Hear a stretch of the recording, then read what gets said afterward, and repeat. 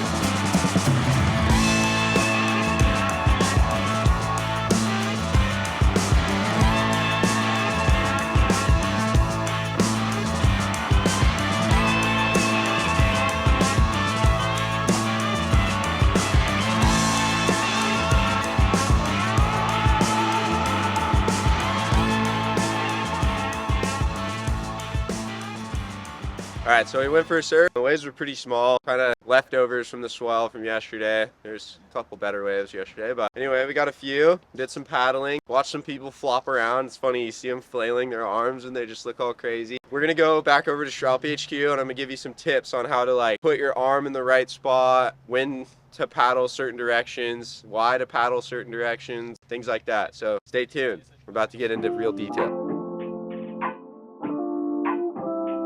Alright, so the waves were pretty fun this morning. I think we got some good clips for you guys. Gonna give you some tips on some paddle technique. There's a lot of people that do some crazy arm movements and leg movements and things like that, and I'll do some demonstrations on the floor over here in a minute. Things we're gonna start off with first is spotting waves is tricky in and of itself. A lot of the times when there's barrels, you want to be a little bit deeper. When it's mushy, it doesn't quite matter as much where you're taking off, but you always want to be taking off at the peak of the wave. First of all, making sure that nobody's deeper than you, and second of all, making sure that you didn't just paddle out and go straight into the very first wave. Worst thing you could do. Nobody's gonna like you in the lineup. You're gonna cause problems. People are gonna get mad. Obviously, start off with respect. You're not gonna walk in to your boss's office, sit down in his chair and kick your feet up on his desk, are you? No. You're gonna walk in, you're gonna say good morning, you're gonna sit and stand first until he invites you to sit down in the seat across from him, right?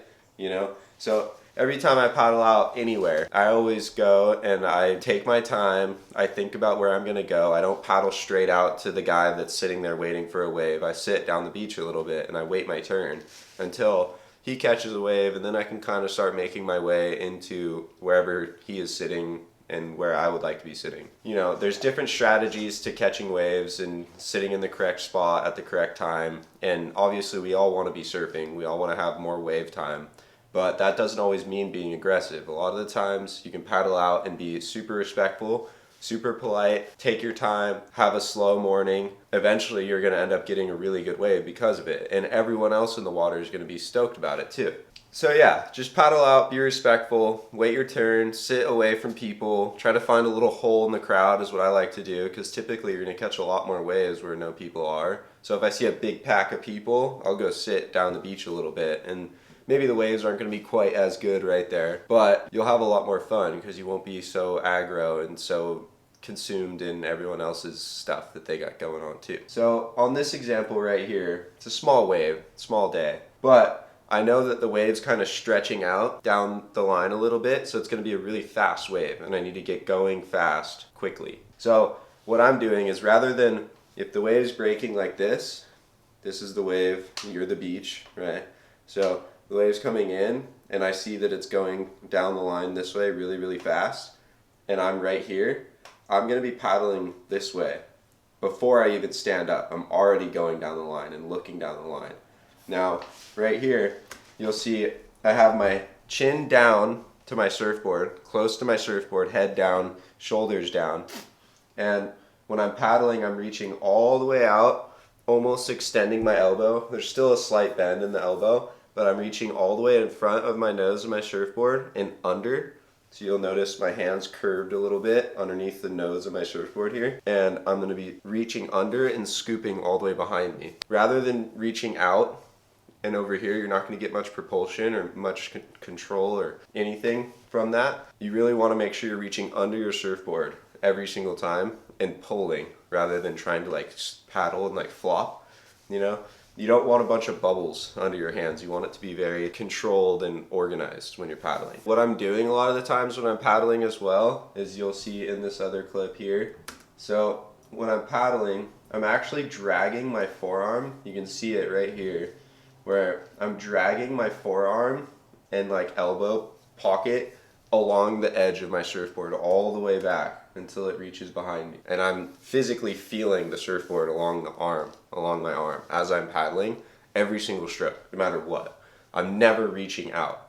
That doesn't do any good for you, and it doesn't give you any power at all. So a lot of the times people do things like cup their hand and all these weird things. I like to think of it as like a paddle, like an oar on a boat or whatever, on a kayak, if that's what you do. You know, you make your hand into a flat paddle like this. Maybe your thumb can be a little disconnected. Sometimes you get cold and your hands kind of gap out. A little tough to keep them together when it's freezing.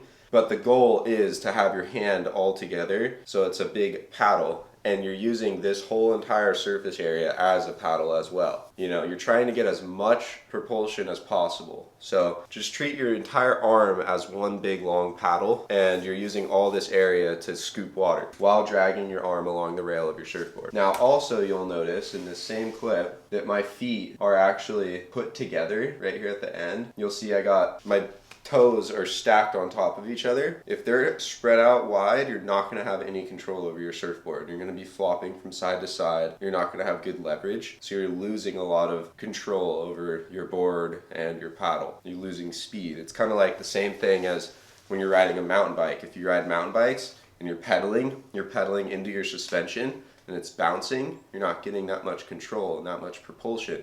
So when you lock your suspension out, you can actually pedal and get good speed. Same thing goes on a surfboard. It's a different concept a little bit, but keeping your feet together keeps your board straight and level so it's not bobbing from side to side. Your legs are spread out and flailing, not much control. So those are some good tips there. Back to catching the wave. So I'm paddling down the line, I'm looking down the side of the breaking wave, right?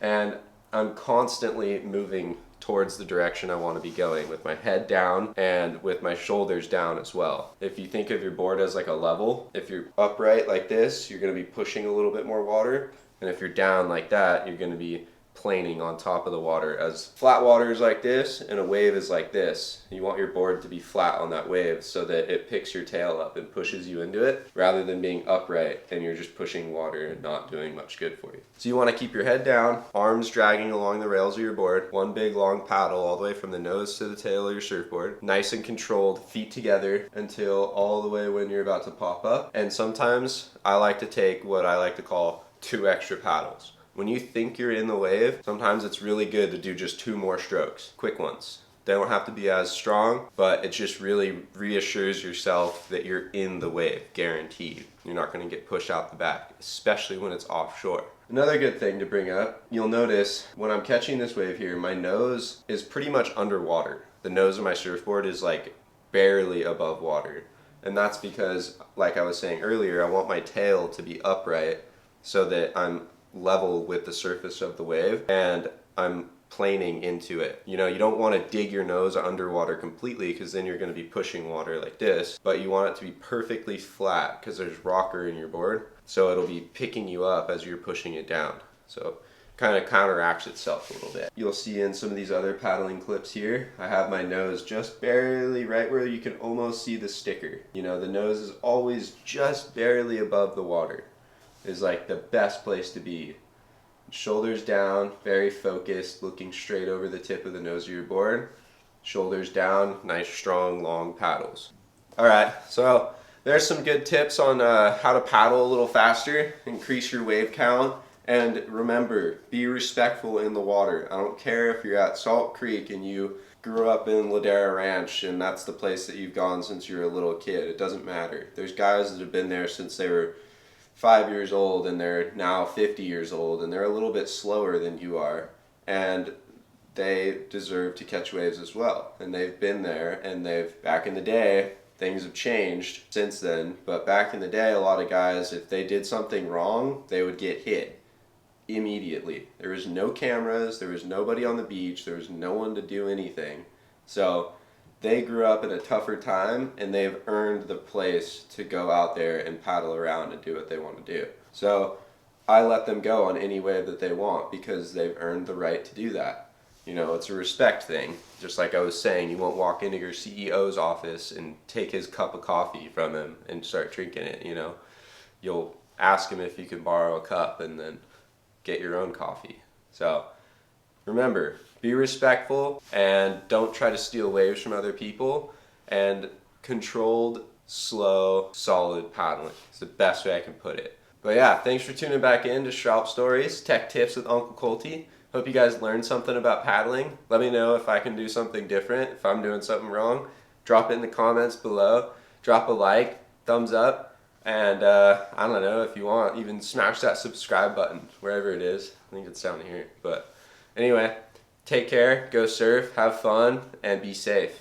Alright, I'll see you next week.